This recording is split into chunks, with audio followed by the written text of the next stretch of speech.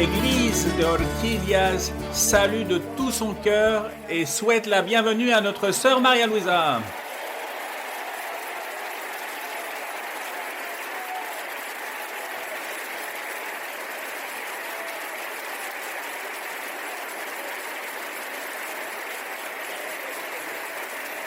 Gloire à notre Seigneur.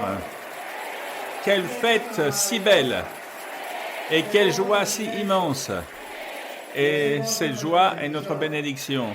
Figurez-vous que ces derniers jours, notre sœur Maria Luisa a rendu visite à une église et une personne qui a eu tant de joie tout le temps que cette joie l'a accompagnée jusqu'à ce qu'elle arrive chez elle. Et le lendemain, quand elle s'est réveillée, elle continue à avoir cette joie. Et quand elle est arrivée à la louange l'après-midi, elle a reçu le Saint-Esprit parce que la joie du Seigneur était en elle. Gloire au Seigneur. Et nous allons demander au Seigneur qu'il déverse cette joie dans nos cœurs, que cette joie continue et qu'elle ne termine jamais. Gloire au Seigneur. Béni Père Céleste. Nous te donnons l'honneur et la gloire. Nous te donnons l'exaltation pour toutes tes bénédictions, pour tout ton amour et pour cette visite merveilleuse, pour ce moment merveilleux que tu concèdes à l'Église ici dans le temple d'Orquídeas à Bogota par la visite de notre sœur Maria Luisa avec cette merveilleuse étude biblique. Quelle joie, Seigneur! Donne-nous cette joie et augmente cette joie, Seigneur. Libère-nous, Seigneur, pour que ainsi ton Saint-Esprit descende dans nos cœurs. Qu'il en soit ainsi, reçois, Seigneur, notre louange et regarde nos cœurs et notre disposition. Au nom de notre Seigneur Jésus-Christ, Amen, gloire au Seigneur. Nous allons, chers frères, lire dans nos Bibles, lisons dans l'Évangile de Matthieu, dans le chapitre numéro 9, verset 35. Il est dit dans la Bible, « Jésus parcourait toutes les villes et les villages, enseignant dans les synagogues, prêchant la bonne nouvelle du royaume, et guérissant toute maladie et toute infirmité. » Continuez avec le 36. « Voyant la foule, il fut ému de compassion pour elle, parce qu'elle était languissante et abattue, comme des brebis qui n'ont point de berger. Alors il dit à ses disciples, « La moisson est grande, mais il y a peu d'ouvriers. Priez donc le maître de la moisson d'envoyer des ouvriers dans sa moisson. Amen, gloire au Seigneur. » Vous pouvez vous asseoir, frères et sœurs. Quelle joie si grande, quel bonheur. Et nous allons chanter l'hymne numéro 47. J'ai soif de ta présence. C'est ce qu'il y a dans nos cœurs, gloire au Seigneur, que nous aimons de tout notre cœur le Seigneur.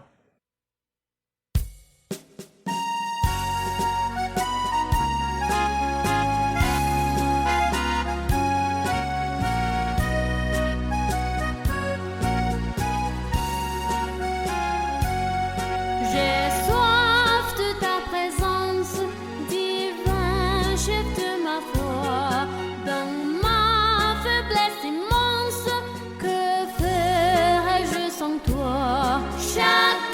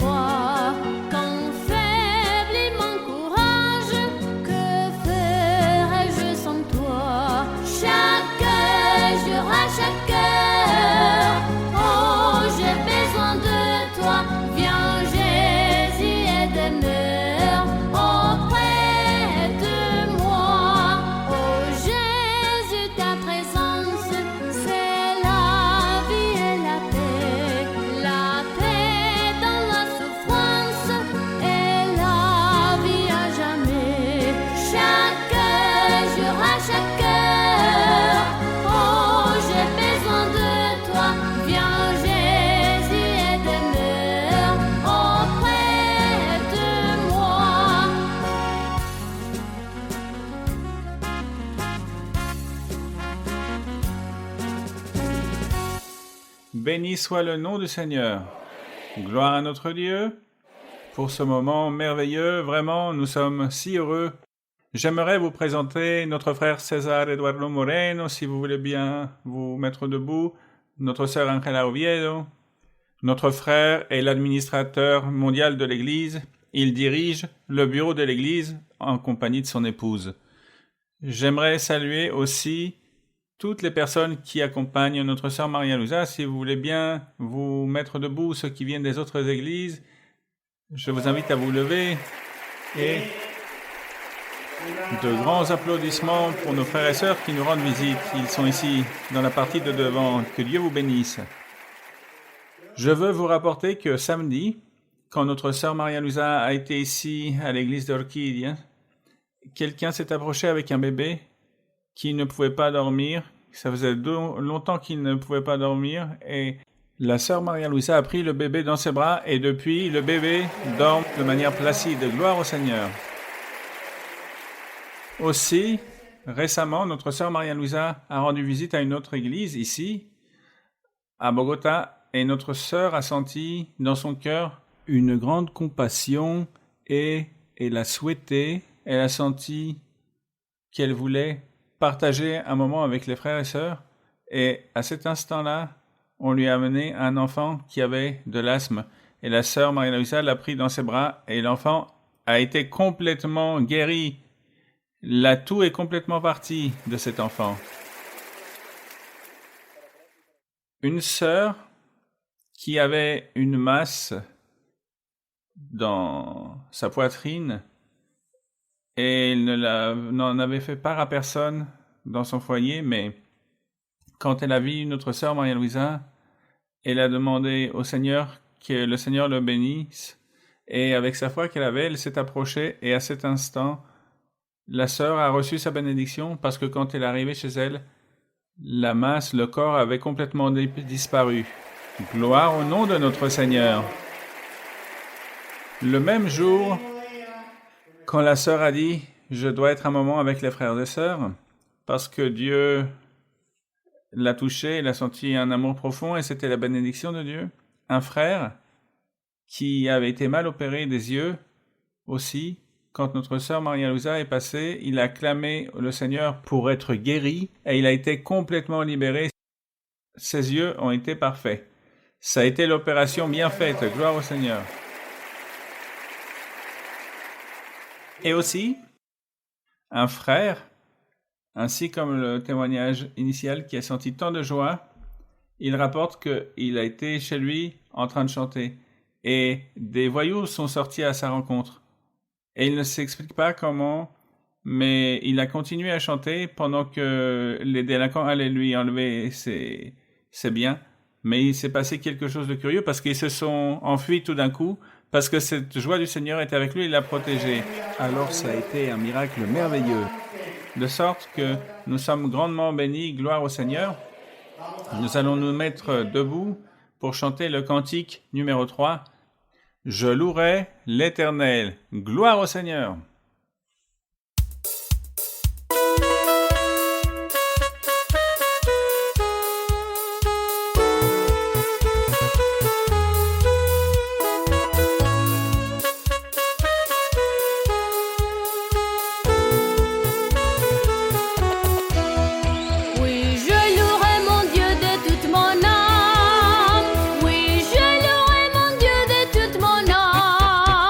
Tant que je vivrai,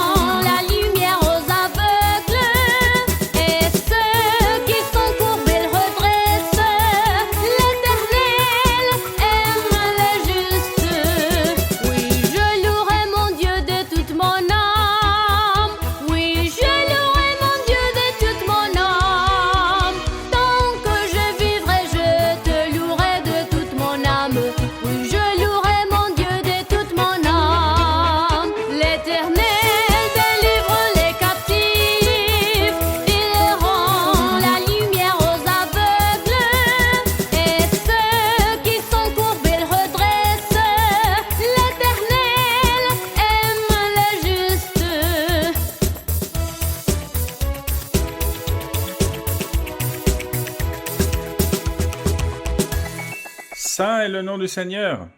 Le frère César Moreno rapportait qu'à Panama, il y avait une personne qui aimerait avoir une descendance, une sœur, mais elle s'est approchée de la sœur Maria-Louisa qui lui a imposé les mains et ensuite elle était enceinte de jumeaux. Gloire au Seigneur. Et aussi, un témoignage d'un enfant dont les parents ont clamé le Seigneur pour qu'il leur naisse un bébé. Et ils étaient heureux parce que le bébé est né. Mais le bébé est né malade, une maladie de la peau, donc il vivait triste. Ils ont été voir beaucoup de médecins et il n'a jamais été possible de guérir ce bébé. Et ces jours-ci, lors d'une étude biblique, le frère, le papa et la maman ont tout le temps été avec cette joie, ont clamé le Seigneur pour que l'enfant soit guéri. À la fin de l'étude biblique, notre sœur Maria-Louisa est passée près du bébé et s'est arrêtée. Elle a touché le bébé et elle a dit « Il a bien chaud ». Et à partir de ce moment, il a été complètement guéri, ce bébé. Gloire au Seigneur, c'est merveilleux. C'est ainsi, avec cette manière naturelle, sans faire de spectacle, sans rien faire d'extraordinaire, mais juste d'une manière si simple, le pouvoir de Dieu est à l'œuvre parmi nous. Nous allons chanter le cantique numéro 27. J'ai un Christ vivant. Gloire au Seigneur.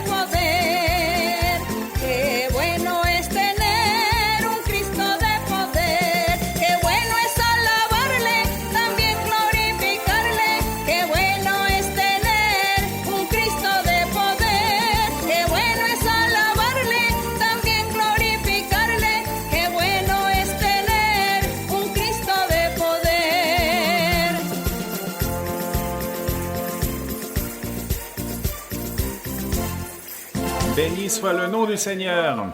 Recevons notre sœur Maria-Louisa bien-aimée. Gloire au nom de notre Dieu.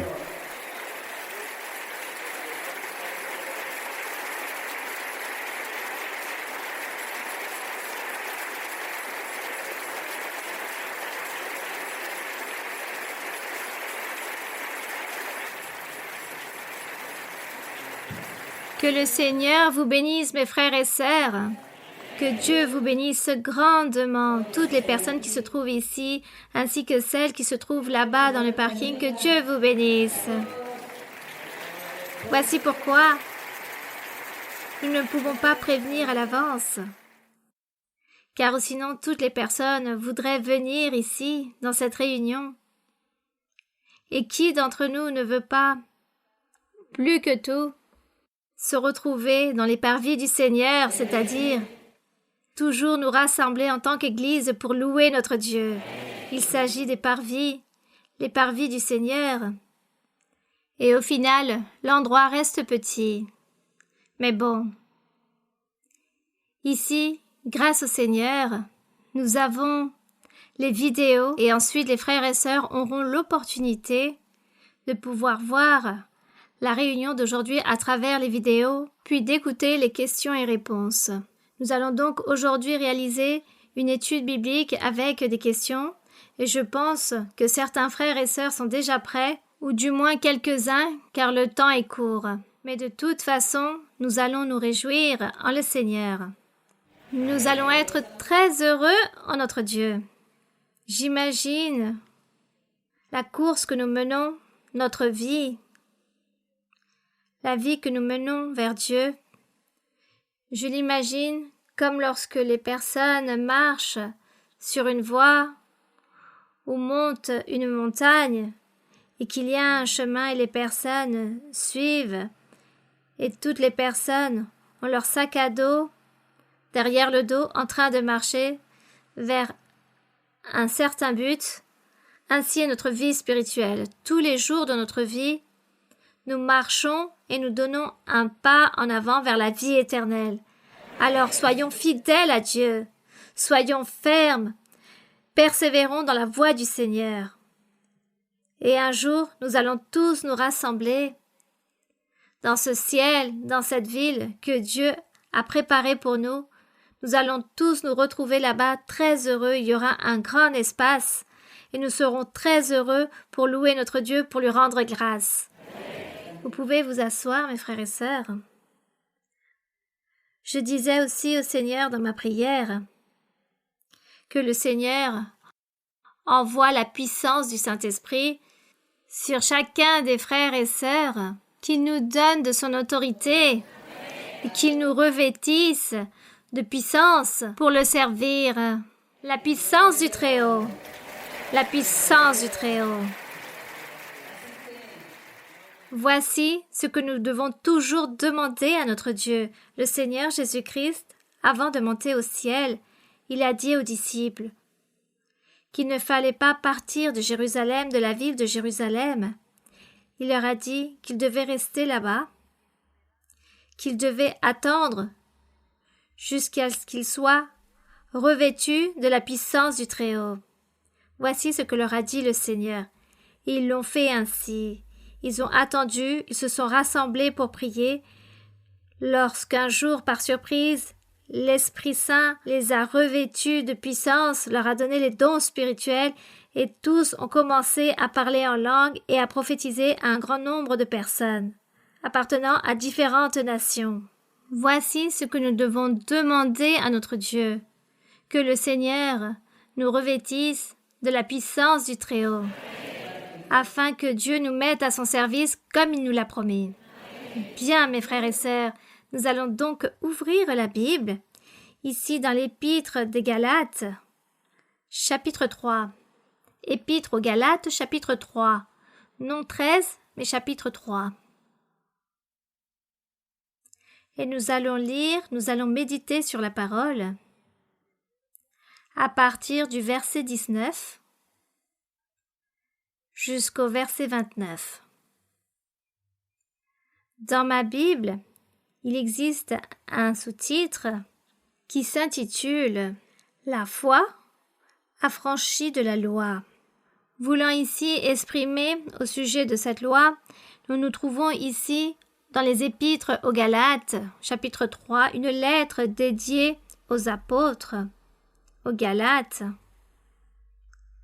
Il leur explique et leur enseigne à l'Église du temps ancien quel était ce propos de la loi de Moïse. Dans quel but Dieu a donné à Moïse la loi là-bas sur la montagne du Sinaï. Il est donc écrit ici dans le verset 19 « Pourquoi donc la loi ?»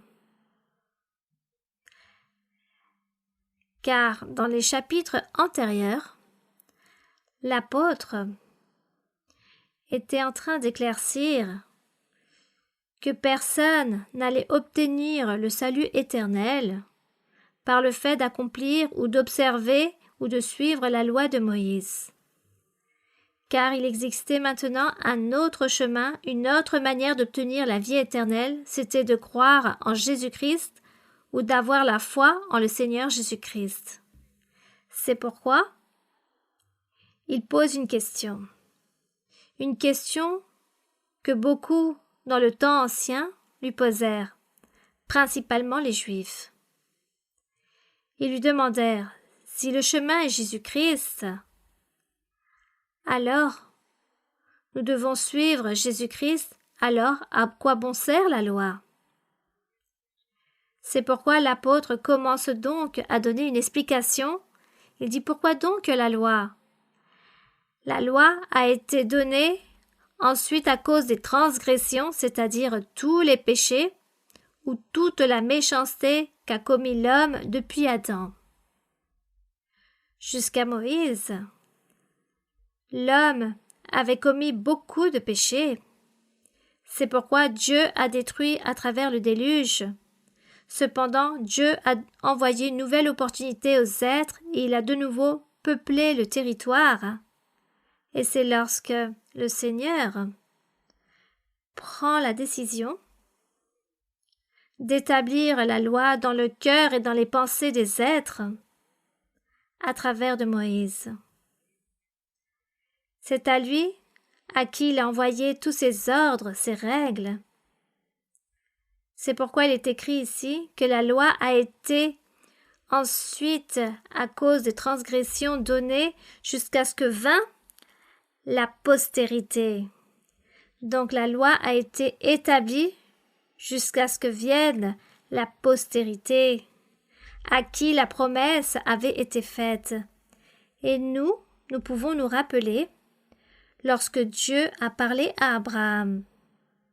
Et Dieu a dit à Abraham que sur sa postérité, il serait béni et qu'il serait le père d'un grand nombre de nations, ainsi que sa postérité serait grandement bénie.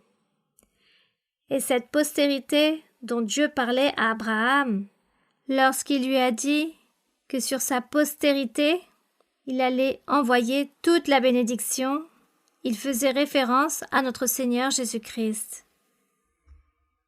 Et Abraham ne l'avait jamais compris à ce moment-là, mais il crut en Dieu. C'est pourquoi ici il est écrit que la loi a été donnée jusqu'à ce que vienne la postérité, des lois établies à travers différents décrets, règlements et normes, établis pour que l'homme puisse se soumettre à la volonté de Dieu. Et lorsqu'allait venir ou apparaître cette postérité, tout allait être différent à partir de là. Et c'est de cette façon qu'on peut définir ce verset. Donc la postérité, cette promesse, Dieu l'avait faite à Abraham, ou le Seigneur Jésus-Christ l'avait faite à Abraham. Et elle a été promulguée par des anges, car des anges apparurent et ont parlé avec Abraham. Ces anges parlèrent et envoya cette bonne nouvelle, et le Seigneur là-bas fit cette promesse à Abraham, lui disant « Pars de là où tu es, de ta famille, et va à l'endroit que je t'indiquerai, car tu seras le père d'un grand nombre de nations, et sur ta postérité ou ta semence arrivera cette grande bénédiction ou la nouvelle méthode de salut pour toute l'humanité. » Verset 20. Or, le médiateur n'est pas médiateur d'un seul, tandis que Dieu est un seul. La loi est-elle donc contre les promesses de Dieu? Voici ce qu'on lui demandait. Ainsi étaient les questions qui lui étaient dédiées, et il répond loin de là. La loi n'était pas en train de contredire cette promesse de Dieu à aucun moment, cette promesse donnée à Abraham, car il est écrit, s'il lui était donné une loi qui pût procurer la vie éternelle, ici il est écrit procurer la vie, mais j'ajoute la vie éternelle, la justice du Seigneur Jésus-Christ, où la justice par la foi viendrait réellement de la loi de Moïse. Mais il s'avère que la justice du Seigneur Jésus-Christ ne vient pas par la loi de Moïse, mais par lui-même. Verset 22. Mais l'Écriture a tout renfermé sous le péché, afin que ce qui avait été promis par Jésus-Christ fut donné par la foi en Jésus-Christ à ceux qui croient. Mais avant que la foi vînt, nous étions enfermés sous la garde de la loi, avant que vienne le Seigneur Jésus-Christ. Nous étions soumis à certaines lois, aux lois de Moïse, en vue de la foi qui devait être révélée. Donc la loi a bien servi pour préparer les cœurs et pour préparer aussi les personnes à apprendre, à croire en Dieu, à déposer cette assurance en Dieu et à avoir la foi. Voici à quoi a servi la loi. Ce fut une préparation du cœur de l'être. Lorsque le Seigneur Jésus-Christ allait apparaître, tous étaient prêts pour recevoir le Seigneur, pour l'accepter. C'était le plan de notre Père céleste. Ce plan du Seigneur, ce dessein, nous voyons qu'avec le temps, tout cela s'est accompli. Anciennement, il y en a eu peu, c'est-à-dire le restant du peuple ou les réchappés des Juifs, disons, qu'étaient les seuls qui ont accepté, qui ont cru en le Seigneur Jésus-Christ, parmi eux les apôtres, ainsi que les restes du peuple, la plupart des nations, ont rejeté le Seigneur. Mais il existait un autre peuple que Dieu avait préparé. Il s'agissait de ces nations étrangères, appelées les étrangers, les incirconcis. Et parmi ces personnes, sûrement, nous venons de ces personnes, car nous n'étions pas juifs, ou du moins la plupart. Et s'il y a quelqu'un d'entre vous qui a toujours été juif, alors bienvenue.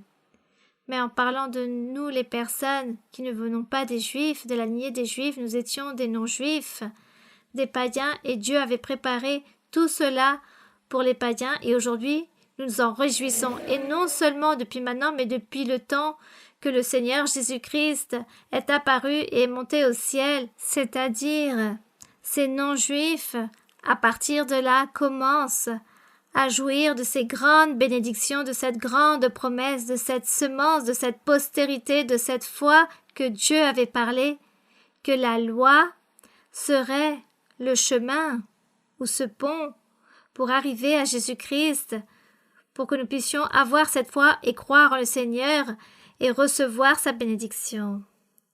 C'est de cette façon que la loi a été très importante. Donc il est écrit ici dans le verset 23, « Avant que la foi vînt, nous étions enfermés sous la garde de la loi de Moïse, en vue de la foi qui devait être révélée Jésus-Christ. » Verset 24, « Ainsi la loi a été comme un pédagogue ou un guide. La loi était donc comme ce guide, un guide, une orientation, ou un pédagogue, un tuteur ou une tutrice, une personne qui enseigne, par exemple, à un élève ou un étudiant. La loi a été comme un pédagogue, comme un guide, pour nous conduire à qui? À Jésus-Christ. Exactement. Afin que nous fussions justifiés par la foi, c'est-à-dire notre foi, c'est que nous avons cru que Jésus-Christ est le Fils de Dieu, que Jésus-Christ est Dieu, et ce que nous croyons en lui, nous l'appelons la foi. Donc vous croyez que Jésus-Christ est Dieu, qu'il s'agit du Fils de Dieu? Alors vous avez la foi. Voici ce qu'est la foi. Verset 25.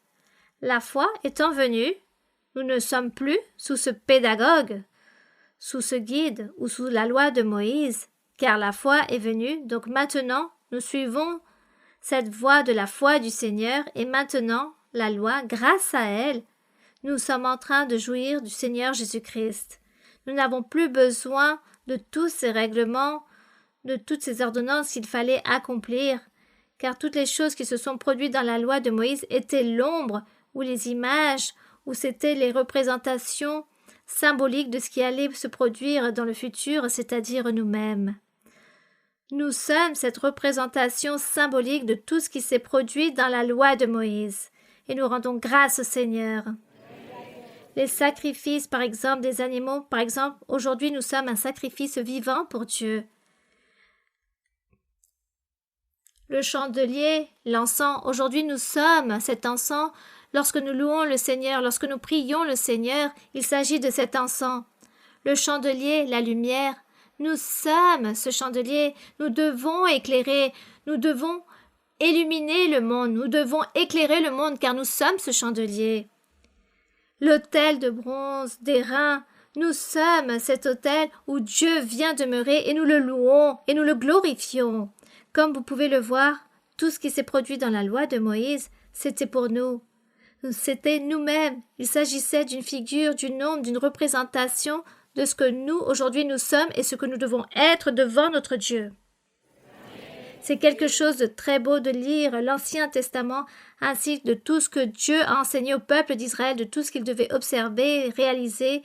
Mais c'est très beau aussi lorsque nous lisons par rapport à notre propre vie. Voici ce que Dieu voulait. Cet autel doit être parfait.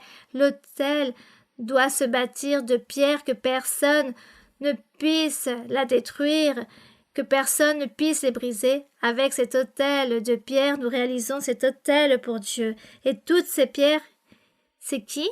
Nous sommes ces pierres vivantes pour notre Dieu.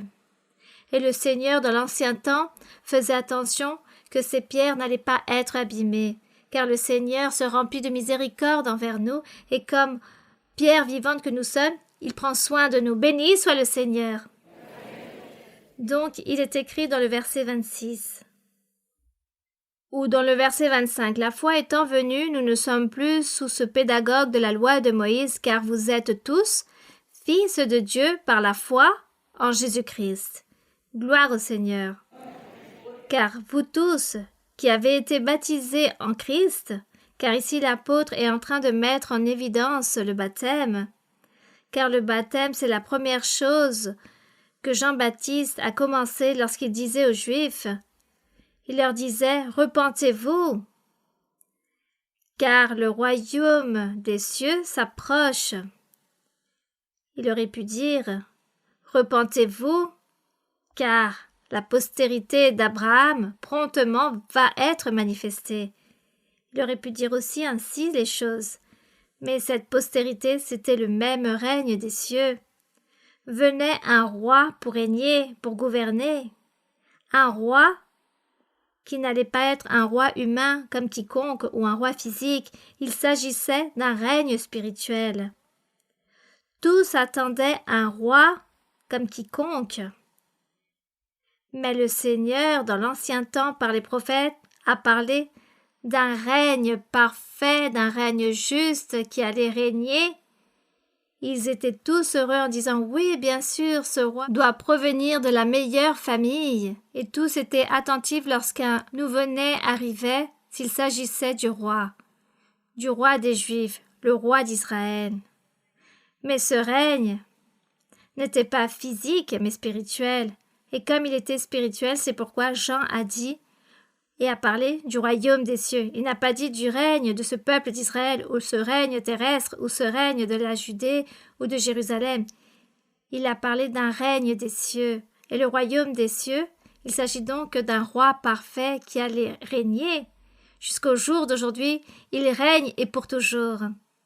C'est pourquoi Jean, lorsqu'il parlait du royaume des cieux, il disait « Repentez-vous car il arrive. Vient cette postérité, cette semence que Dieu a promis à Abraham, il va se manifester promptement. » Donc il leur a dit « Comment allons-nous faire ?»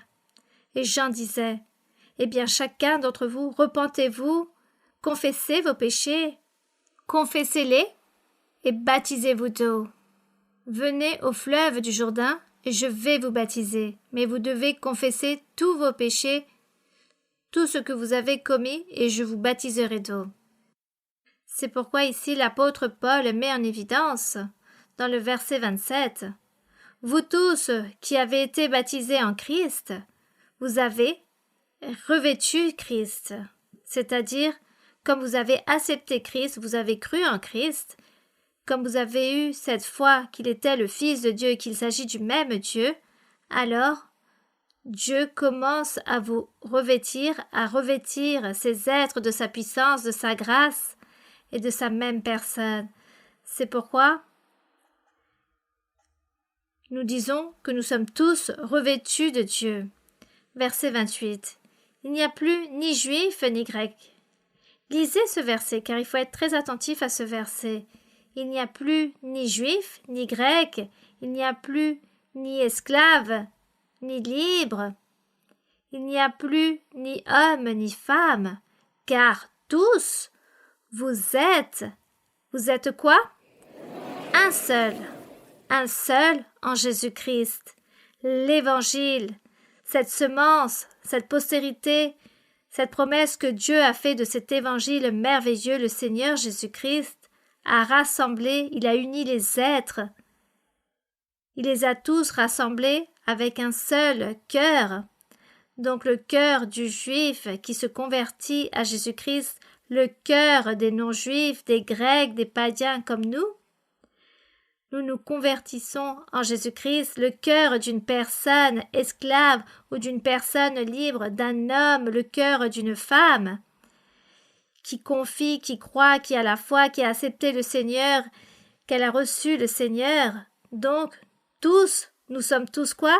Un seul en Jésus-Christ. Nous sommes un en Jésus-Christ. D'où ce cantique, nous sommes un en Jésus-Christ. Un seul cœur, une seule pensée, un seul sentiment, une seule capacité spirituelle, un seul concept au sujet de Dieu. Nous sommes un seul en le Seigneur.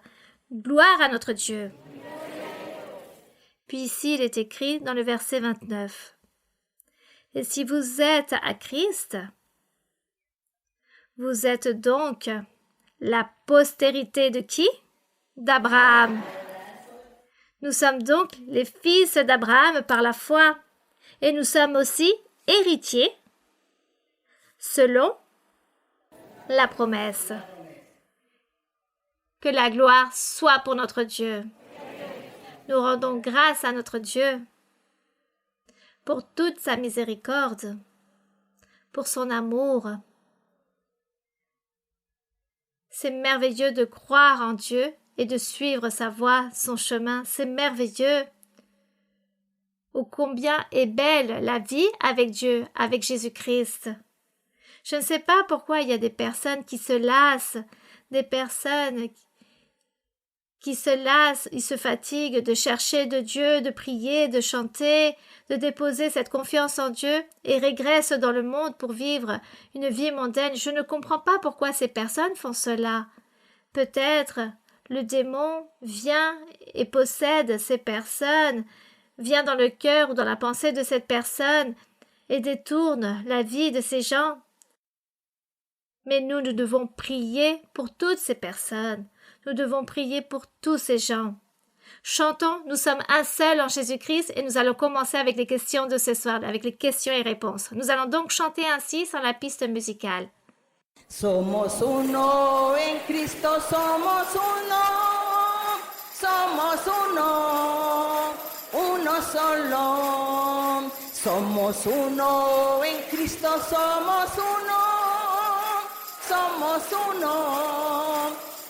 solo, un solo Dios, un solo Señor, una sola fe, un solo amor, un solo bautismo, un solo espíritu, y este es el Consolador. Nous rendons grâce au Seigneur. Vous pouvez vous asseoir, mes frères et sœurs. Et maintenant, nous allons donc commencer avec les questions de ce soir. Sœur Maria-Louisa, bonsoir, que Dieu vous bénisse. Vous ne vous imaginez même pas la joie que nous sentons ici à Orchidia. Bienvenue, sœur.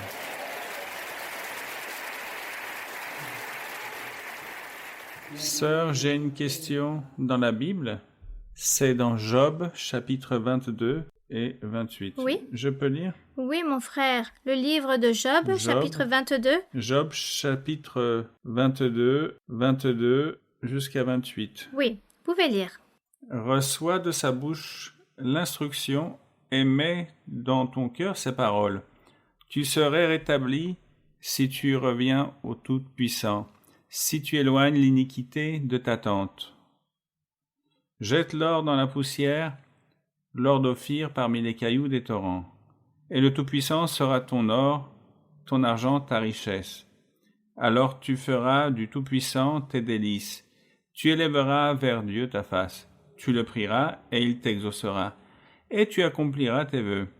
À tes résolutions répondra le succès. Sur tes chantiers brûlera la lumière. Sœurs, par doctrine, nous avons compris que la louange, nous devons la préparer. Et quelle meilleure source que la Bible pour pouvoir louer le Seigneur le mieux possible. Sœurs, dans ce cas, nous savons par doctrine, vous nous avez enseigné, que Eliphaz a été pris par le diable. Mais ici, nous voyons qu'il utilise beaucoup de paroles qui exaltent l'œuvre du Seigneur. Et vous vous êtes jamais posé la question de comment le diable fait-il pour tromper une personne? Comment agit le diable pour tromper quelqu'un? Il dit des vérités, il fait de belles choses, de bonnes actions. J'ai entendu, dans la vie, je vois des personnes où j'entends, on me raconte que les personnes vont voir les sorciers, les voyants, et là-bas, ces gens ont la Bible aussi. Ils font les choses avec la Bible. Et en plus, ils nomment le sang de Christ et je ne sais quoi, et disent qu'ils parlent avec Dieu. Mais les gens font cela pour tromper les personnes, ces personnes qui viennent les consulter, leur rendre visite. Ils disent cela n'est pas mauvais, car je vois que ces gens nomment Dieu et en plus ces gens ont la Bible, donc cela n'est pas mauvais. Mais le diable est en train de tromper les personnes. Le diable trompe en disant des vérités et lorsque la personne est trompée, le diable commence maintenant à lui montrer des choses erronées et la personne, peu à peu sans s'en rendre compte, tombe dans le piège de l'ennemi. Voici comment agit le diable, comment il procède. Donc cet homme nommé Eliphaz pensait savoir beaucoup. Il s'agissait, les amis de Job, comme des philosophes, comme de grands penseurs, et pensaient savoir beaucoup. Et lorsqu'ils ont vu Job vivant cette condition d'amertume, cette situation dont vivait Job, ils ont jugé immédiatement Job en disant « Tu as péché, tu as offensé Dieu, tu es une personne mauvaise, tu es un malfaiteur, repentis-toi. » Donc ici, Eliphaz pense savoir beaucoup.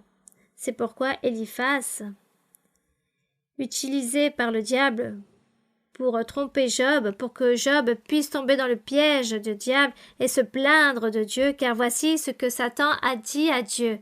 Si tu enlèves à Job tous les biens qui lui appartiennent, Job se plaindra de toi. Et Dieu a dit à Satan, il ne va pas se plaindre de moi. Je le mets entre tes mains et fais ce que tu veux de lui, mais ne lui ôte pas la vie. Et le diable immédiatement lui a envoyé les 3 amis à Job qui étaient très instruits, qui connaissaient beaucoup au sujet. Et Job pouvait être ainsi trompé car Job disait oui, ils savent beaucoup, ils ont une grande connaissance, ils sont bien instruits comme moi. Donc le diable savait que Job allait les croire, donc de manière très habile, le diable a dit ici, il va être piégé avec ses amis. Mais ce que le diable ne savait pas, ni ses amis, que Job n'est pas tombé dans ce piège.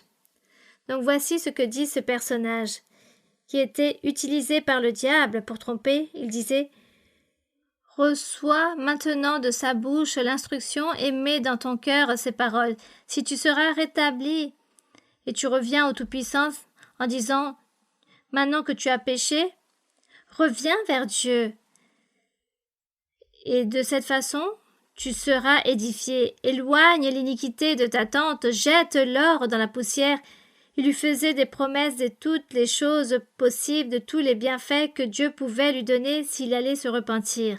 Car il était en train de le juger, il jugeait Job en disant qu'il avait réalisé tous les péchés et que c'était un homme mauvais. Mais tout cela pour piéger Job. Toutes ces belles paroles, le diable connaît. Et le diable, pour tromper une personne aussi, peut adoucir sa lèvre pour le faire tromper et le faire piéger et lui ôter toutes les bénédictions. C'est pourquoi nous devons être intelligents, sages, habiles et connaître bien la doctrine de Dieu pour ne pas tomber dans les pièges de l'ennemi. Voici ce qui s'est produit. Il lui a donné de belles paroles, il ne parlait pas de manière mauvaise, car il disait « Le Tout-Puissant sera ton défenseur, il va te défendre.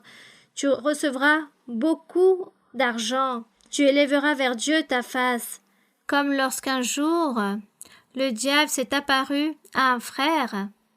Il appartenait à l'Église et le diable a voulu le tromper, le piéger.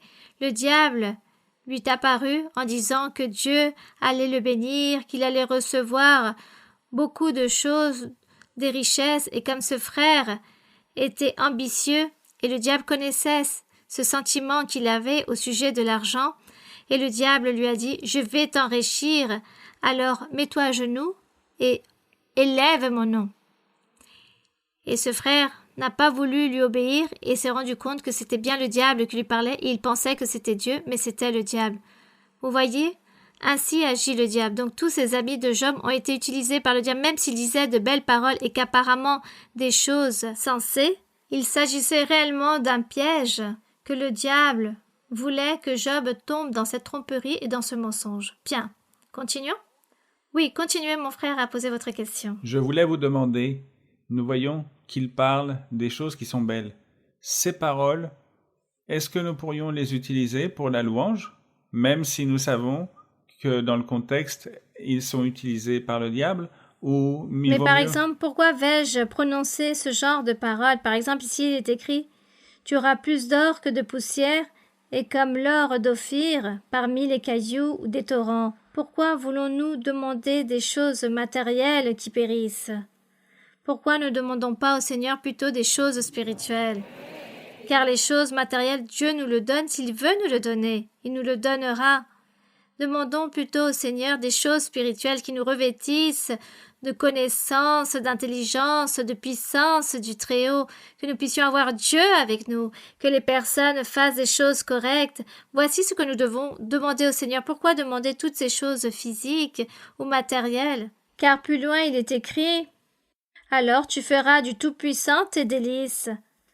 Parce qu'il t'a donné beaucoup de richesses. Non, nous devons nous réjouir en notre Dieu sans même être riches, sans toutes ces richesses matérielles du monde. Nous prenons plaisir tout simplement le Seigneur. Nous utilisons des paroles de louange pour notre Dieu. Nous allons bien sûr exalter notre Dieu, mais pour nous, demander des choses matérielles de la vie, à quoi bon cela nous sert? Car Dieu dira, vous êtes très ambitieux et très matérialiste. Alors plutôt dire, Seigneur, donne-moi l'intelligence, la sagesse, donne-moi la connaissance, donne-moi de l'amour, de la patience, de la sincérité, que je sois fidèle avec tous, que j'aime les personnes, que je ne sois pas hypocrite, que je ne sois pas un menteur. Voici ce que nous devons demander au Seigneur, qu'il nous aide. Bien, continuons. Tiens, avec une autre question. Bonsoir, sœur Maria-Louise. Merci beaucoup d'être ici parmi nous. Sœur, j'ai médité sur le commandement qui précise « Tu aimeras ton prochain comme toi-même ». J'ai médité sur la conjonction et plus exactement les mots « comme » et de ces commandements. Cette conjonction ou ces mots m'indiquent que d'abord, je dois être consciente de la manière comme je m'aime moi-même, car de cette manière-là, je pourrais aimer le prochain. Le sens de ces mots « comme » m'amène à penser que d'abord, clairement, ce n'est pas correct qu'une personne aime l'autre moins qu'à soi-même, car elle devient orgueilleuse et arrogante. Mais en deuxième lieu, je sens aussi que ce n'est pas bien quand une personne aime les autres plus que soi-même, car la personne va manquer de confiance en elle-même, manquera aussi d'amour-propre. En conclusion, aimer plus ou moins ne sera pas bien. Voici pourquoi le mot « comme ». Et ma question est sur ce point. Mais vous parlez d'une personne qui n'est pas sûre d'elle-même, qui souffre toutes ces choses psychologiques, c'est parce que cette personne ne s'aime pas elle-même. Si une personne vit ainsi, elle ne s'aime pas elle-même et beaucoup moins elle va aimer d'autres personnes. Car cette personne se sent en manque de confiance et elle va toujours avoir ce manque de confiance envers les autres.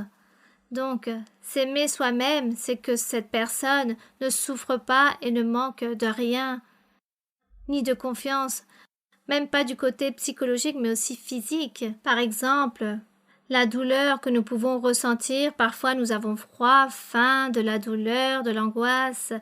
Parfois on est heureux, on veut pleurer de joie aussi. Donc avoir tous ces sentiments et dire que je ne veux pas souffrir, je ne veux pas qu'on me fasse souffrir ou qu'on me blesse ou qu'on aille me donner un coup car cela va me faire mal, je ne veux pas ressentir de la douleur.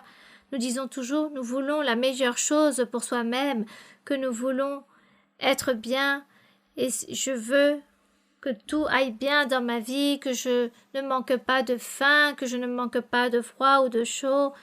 Nous disons que nous voulons manquer de rien, que tout soit bien gradué, autant la chaleur que le froid, car nous voulons être bien. C'est le bien-être que nous voulons pour soi-même, c'est nous aimer nous-mêmes, car nous voulons la meilleure chose. Bien évidemment, il y a des personnes possédées par des mauvais esprits, et le mauvais esprit possède la personne et les excite à prendre un couteau pour se blesser ou pour même sauter la vie. Ça, c'est quelque chose d'à part. Il s'agit d'un cas à part, loin du commandement ou l'ordre que Dieu donne aux personnes qui sont réfléchies, qui sont censées des personnes normales et non des personnes qui sont remplies de folie, non à ces personnes remplies de problèmes mentaux ou des personnes remplies de l'ennemi qui fait tant de choses pour exciter l'être humain. Dieu ne s'adresse pas à ces personnes, mais à des êtres quiconques. Donc, un être quiconque, par exemple, s'aime, s'estime, s'apprécie et veut la meilleure chose pour lui-même. Et comme nous aussi, nous voulons trouver ce confort, et comme vous voulez avoir ce confort dans tous les aspects de votre vie, vous voulez qu'une autre personne puisse se sentir ainsi. Et si je suis égoïste et envieuse, si je suis hypocrite et mauvaise, alors je commence à réaliser la méchanceté à une autre personne et je la fais souffrir d'une manière ou d'une autre. Alors, je ne suis pas en train d'aimer cette personne, je ne suis pas en train de l'aimer comme moi-même, car moi je n'aimerais pas que toutes ces méchancetés on me les fasse. Et comme je n'aime pas qu'on me fasse toutes ces méchancetés, alors je ne dois pas les faire aux autres. Voici ce que signifie aimer son prochain comme soi-même. Mais en parlant et en s'adressant à des personnes qui ont la capacité de réfléchir comme des êtres humains quiconques, mais ne parlons pas des personnes qui sont malades. Bien, ou qui soient atteints de folie. Je ne sais pas, ma sœur, si vous avez compris, ou continuez à poser votre question. Merci, sœur. Oui, en réalité, je voudrais vous demander, s'il vous plaît, de nous donner plus de détails sur l'amour-propre, surtout concernant l'entourage de la personne où elle a grandi, où la personne n'a peut-être pas appris de s'aimer soi-même. Ou simplement, il y a des personnes qui ne sont pas conscientes de cet amour-propre. Oui, en fait, il existe tant de mauvais esprits dans le monde, sur la terre. La Bible raconte que lorsque le diable s'est rebellé contre Dieu et que Dieu l'a rejeté avec tous les millions et milliards de mauvais esprits, il les a rejetés vers la terre. Nous, les êtres humains, nous avons été victimes de tous ces mauvais esprits. Il y en a qui sont plus forts que d'autres. Et selon ce mauvais esprit, la personne souffre énormément. C'est pourquoi nous arrivons à connaître la voie du Seigneur pour que Dieu nous délivre et nous ôte tous ces liens, tous ces mauvais esprits, qu'il nous délient ou qu'il est calme, pour que nous puissions obtenir la paix, car c'est ce que Dieu nous offre. Dieu nous offre la paix, la joie, l'allégresse. Il nous offre toutes ces choses que ni l'argent, ni rien, ni personne peuvent donner. Alors nous n'allons pas parler des maladies psychiques, car toutes ces personnes qui sont atteintes de ces maladies proviennent de mauvais esprits. C'est pourquoi je répète, le Seigneur donne l'ordre à des personnes qui savent bien réfléchir, qui ont la capacité de pouvoir changer. Donc une personne, par exemple un homme ou une femme, comment un homme peut faire souffrir une femme, disons sa conjointe. Donc cet homme, Dieu lui dit, tu dois aimer ton prochain comme toi-même. Aime ta femme comme toi-même. Qu'est-ce que cela signifie qu'il doit l'aimer comme lui-même? Par exemple, lui, il n'aimerait pas que sa femme lui soit infidèle. S'il l'aime, il ne voudrait pas qu'elle soit infidèle. Et le jour où il découvrira qu'elle est infidèle, il va souffrir. Il va se lamenter. Il y a même des personnes qui sautent la vie à cause de cela et ne tolèrent pas cette souffrance. Et les personnes souffrent. Alors que ferait cet homme? Comme j'aime cet être, alors je ne vais rien faire de mauvais pour que cet être souffre. Comme on peut souffrir à cause d'une infidélité, alors je ne vais pas être infidèle pour que l'autre ne souffre pas.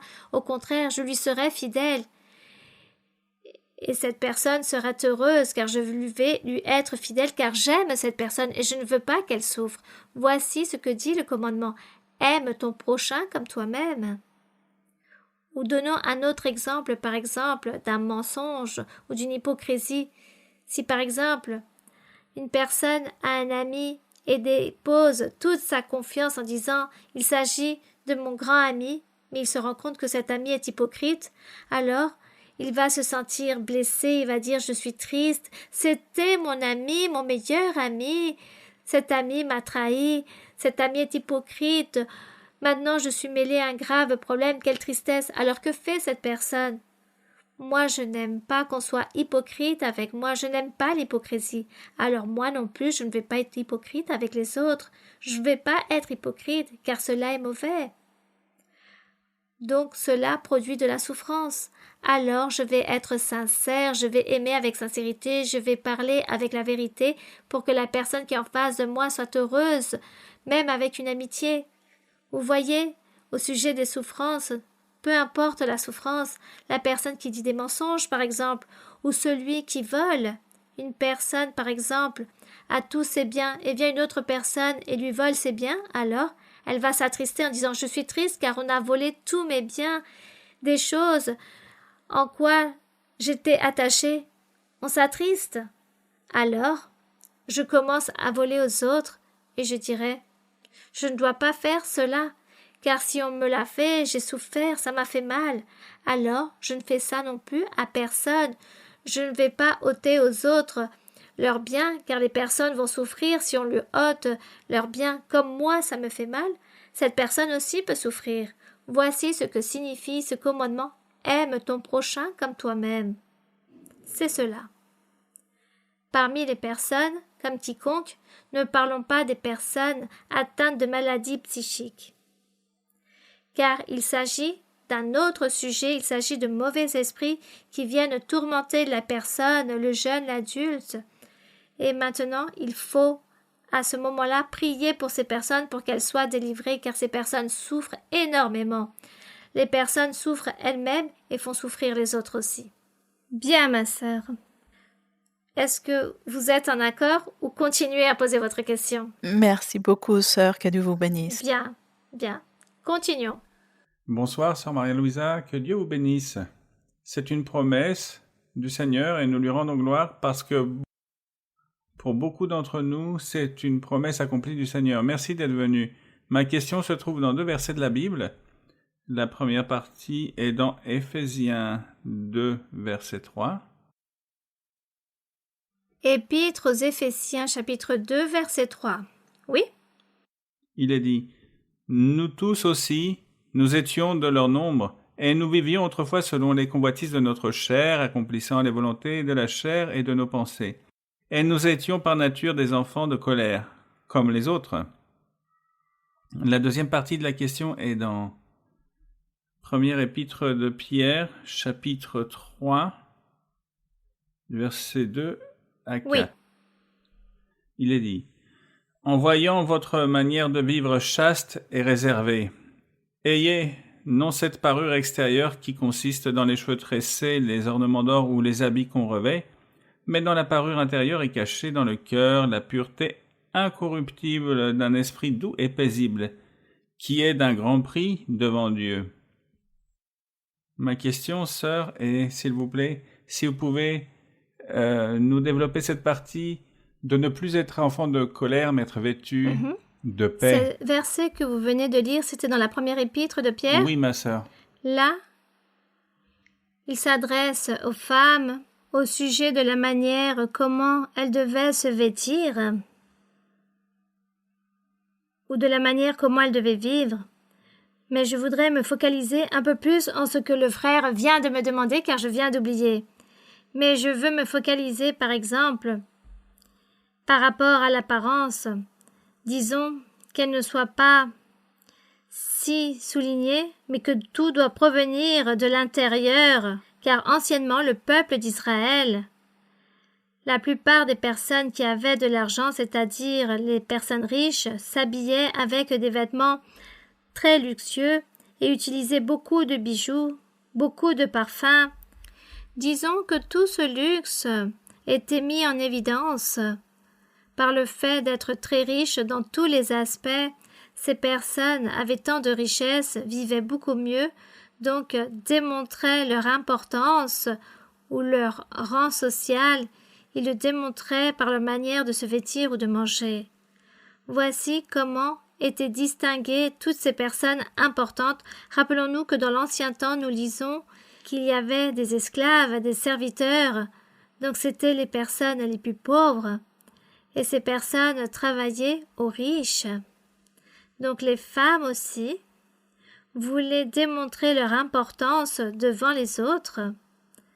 Dans le peuple, car le peuple d'Israël, il s'agissait de 12 tribus d'une nation, donc les femmes s'habillaient d'une certaine façon pour démontrer leur importance à travers leur coiffure ou le bijou qu'elles portaient. Plus elles avaient de pierres précieuses, elles étaient plus respectées. Et plus elles possédaient, et plus on leur faisait des révérences, on leur rendait hommage pour les saluer. Voici comment se vivait anciennement pour démontrer l'importance de chaque personne. C'est pourquoi nous lisons que le Seigneur à certains personnages, il leur a donné beaucoup de richesses, qu'il s'agissait d'or, tout était fait d'or ou bâti d'or, même les colonnes. Dans l'évangile du Seigneur, maintenant nous voyons ici les apôtres en train d'enseigner et les apôtres commencent, principalement l'apôtre Paul, commence à enseigner que dans la vie spirituelle en le Seigneur Jésus-Christ, dans la vie de la foi, il ne fallait plus démontrer l'importance avec les habits ou les bijoux ou avec les tableaux, avec toutes ces choses, mais l'importance de chaque homme et de chaque femme allait se démontrer avec la puissance de Dieu, avec les dons spirituels que Dieu donne et la grâce de la personne qu'elle reçoit dans sa manière de vivre, dans la bonne façon de vivre, le bon témoignage avec de bons exemples, en train de réaliser le bien, en étant toujours miséricordieux, généreux, bon, pieux, juste. Avec tout cela, nous démontrons l'importance dans le chemin de la foi. Ce n'était plus avec des choses physiques ou matérielles, c'est pourquoi l'apôtre disait à toutes ces femmes, aux croyantes, aux sœurs, elle leur disait « Faites attention, gardez-vous, ne portez plus toutes ces grandes coiffures, ne portez pas tant de bijoux, ou avec tous ces habits exagérés. » Car c'est pas avec cette façon que vous allez démontrer votre importance, mais avec les dons spirituels que Dieu va vous donner, avec la puissance que vous allez recevoir lorsque vous allez prier pour les personnes et que Dieu commencera à réaliser des miracles et des prodiges en utilisant des hommes et des femmes. Il s'agit de ce qu'il y a de plus important. Voici ce que Dieu va récompenser, ce que vous allez démontrer que vous avez, que vous êtes important ou importante, car vous êtes des personnes de Dieu, des femmes de Dieu, des hommes de Dieu. Car vous êtes remplis de la puissance de Dieu. Voici ce qu'il démontrait ici, que ce n'était pas comme dans l'ancien temps. Cependant, Aujourd'hui, il existe aussi des personnes possédant de grands biens, des personnes riches, et ces personnes peuvent acheter des habits luxueux car ces personnes ont beaucoup d'argent. Mais en le Seigneur, nous n'allons plus nous inquiéter pour amasser des fortunes ou acheter des pierres précieuses ou acheter de l'or pour nous habiller avec, mais nous nous inquiétons de combien de puissance de Dieu nous allons recevoir ou des dons du Seigneur. Et si le Seigneur donne aux personnes une certaine richesse, que la personne en profite, mais avec modération, avec simplicité, avec humilité, et tout sera différent. Dans la voix du Seigneur Jésus-Christ dans l'Évangile, la vie est différente pour les êtres. On ôte l'orgueil, la vanité, on ôte toutes ces choses d'être toujours vu ou d'être présomptueux. Tout cela est ôté dans la voix du Seigneur, car tout ce que nous voulons, c'est plaire à Dieu en absolument tout et nous oublions les choses matérielles. Si on en reçoit, gloire à Dieu, et si on n'en a pas, gloire à Dieu. Si je peux manger de ce plat délicieux, merci Seigneur, et si je peux pas, merci Seigneur. Je m'allègre toujours en le Seigneur dans ma vie spirituelle. Voici en quoi je veux progresser dans ma vie spirituelle. Ou plutôt, ainsi doit être notre vie spirituelle pour nous les croyants en le Seigneur. Et qu'est-ce que le frère était en train de me demander? Rappelez-moi, s'il vous plaît. Oui, ma sœur. Ce qui attire mon attention, c'est que dans les Éphésiens, l'apôtre nous parle de la nature, que par nature, nous étions des enfants de colère. Oui. Et dans l'épître de Pierre, il nous appelle à avoir un esprit paisible. Bien évidemment. Par nature, dans l'ancien temps, il n'y avait pas le Saint-Esprit. Donc les personnes réalisaient le péché, réalisaient la méchanceté et offensaient Dieu à tout instant. Car l'Esprit du Seigneur n'était pas là pour aider le croyant ou la personne. Dans l'Évangile du Seigneur, maintenant nous sommes avec le Seigneur et le Seigneur nous a ôté toutes ces choses mauvaises, tout ce matérialisme, toutes ces faiblesses, toutes ces erreurs, tous ces péchés. Le Seigneur nous a purifiés. Donc maintenant, nous avons une personnalité différente, nous sommes remplis d'affection, nous sommes doux, allègres en le Seigneur, nous aimons avec toute sincérité. Voici ce que nous sommes en le Seigneur. Maintenant, nous ne pouvons plus nous comparer avec les personnes de l'ancien temps.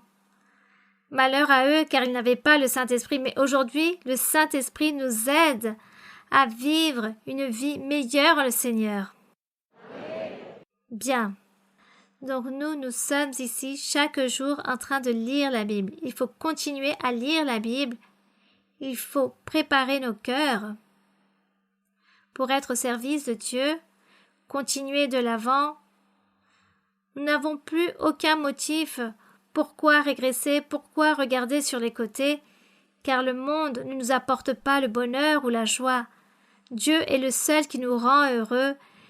Il est le seul qui nous aide et qui nous tend la main. Il faut donc renoncer à l'obstination, à la rébellion et à la non-croyance. Suivons le chemin correct. Nous allons prier notre Dieu et nous allons demander au Seigneur qu'il se manifeste avec chacun d'entre vous selon vos besoins, selon ce que vous lui demanderez, ou les personnes aussi qui sont malades, ou les personnes victimes de sorcellerie, d'envoûtement ou de malédiction. Peu importe la nécessité que vous avez ou manque d'emploi ou que vous vivez une certaine pénurie, déposez tout devant la présence de Dieu, tous vos besoins, toutes vos demandes, et soyez confiants que Dieu se trouve à vos côtés, qu'il est en train de vous écouter, qu'il vous écoute, et Dieu va vous bénir, et Dieu va exaucer vos vœux. Il donnera un triomphe dans votre vie. Père céleste, nous te rendons grâce, mon Seigneur, Père saint, Seigneur du ciel et de la terre, éternel Dieu, puissant Dieu, créateur du ciel et de la terre, notre Dieu, notre roi qui nous gouverne, notre roi qui est là avec nous. Tu nous as bénis avec ta présence, Seigneur, avec le Saint-Esprit, avec tes dons merveilleux, avec toutes tes promesses, mon Seigneur. Tu nous enseignes, tu nous orientes, tu nous guides, tu nous aides à persévérer dans ce chemin et tu nous aides et tu nous prépares pour que nous puissions nous préparer à continuer de l'avant sans nous affaiblir. Tu nous encourages pour continuer à garder la foi. Mon Père Saint, merci pour être à nos côtés. Nous te rendons grâce pour écouter notre prière, pour regarder de quoi nous avons besoin et pour écouter toutes nos demandes. Regarde, Seigneur, aussi toutes ces personnes qui se trouvent malades par des maladies mortelles ou des maladies qui n'ont pas de traitement. Ces personnes te supplient, te demandent de la santé, te demandent de la miséricorde et te demandent pardon pour que tu puisses tendre ta main, bénir, délivre, purifie et guérit chaque personne, mon Seigneur. Regarde que nos corps physiques se détériorent, nous tombons malades et nous avons besoin d'une bonne santé pour te servir, pour persévérer, pour évangéliser, pour publier ta parole, pour enseigner la doctrine, pour aider ces personnes qui ne peuvent pas, car ces personnes sont abattues. Aide-nous, Seigneur, tends ta main toute-puissante qui guérit, et guéris, mon Seigneur, toute maladie, toute douleur. Regarde, Seigneur, les malédictions, les sorcelleries, les envoûtements, toutes ces choses que le diable établit dans nos corps. Détruis, Seigneur, toute cette œuvre de l'ennemi. Délie, Seigneur. Romps toutes ces chaînes. Détruis-les, Seigneur. Ôte tous les pièges de l'ennemi. Ôte tout pouvoir de l'ennemi contre nous. Purifie-nous, Seigneur. Libère-nous. Envoie la guérison, la délivrance. Réalise des prodiges, des miracles. Et manifeste-toi, mon Seigneur, au milieu de ton peuple, au milieu de toutes ces personnes que tu as rassemblées, de toutes ces personnes que tu as appelées, car nous sommes appelés, nous avons ce grand privilège, mon Seigneur, que tu nous aies regardés avec des yeux remplis d'amour et de miséricorde. Tu nous as appelés pour faire partie de ton troupeau. Nous sommes ici, mais le diable veut nous faire souffrir. Il veut établir beaucoup de pièges dans notre chemin. Aide-nous, mon Père, au nom glorieux de Jésus-Christ. Tends ta main qui guérit. Bénis-nous, Seigneur, et purifie-nous. Nous te rendons grâce, mon Père bien-aimé, au nom de Jésus-Christ, ton Fils bien-aimé. Que l'honneur, la gloire et la louange soient pour toi, au nom glorieux de Jésus-Christ. Amen. Merci, Seigneur, Dieu Tout-Puissant. Merci, mon Père Saint. Merci, mon Seigneur. Que la louange et la gloire soient pour toi et pour toujours. Gloire au Roi, gloire au Tout-Puissant. Ya es tiempo, mis hermanos, levantarnos del fatal y largo sueño, despertarnos y llevar a toda criatura el mensaje de paz y salvación. ¿Quién irá? ¿Quién irá? ¿Quién la luz le llevará? ¿Quién irá? ¿Quién irá? ¿Quién testigo fiel será? En la villa son pocos los obreros. ¿Quién irá? ¿Quién irá a su viña hoy? Ya iré, yo iré, yo la luz le llevaré. Yo iré, yo iré, yo testigo fiel seré. En la viña son pocos los obreros. Yo iré a su viña hoy. Que cela soit ainsi, que nous aillions tous à la vigne du Seigneur et ne nous lassons jamais de travailler, que jamais nous nous lassions de travailler et être au service du Seigneur. Toma por favor mi mano, Señor, contigo quiero ir, con sangre aquí pagaste por mí, te quiero hoy servir, anhelo poder lo malo vencer y en santidad vivir. Toma por favor mi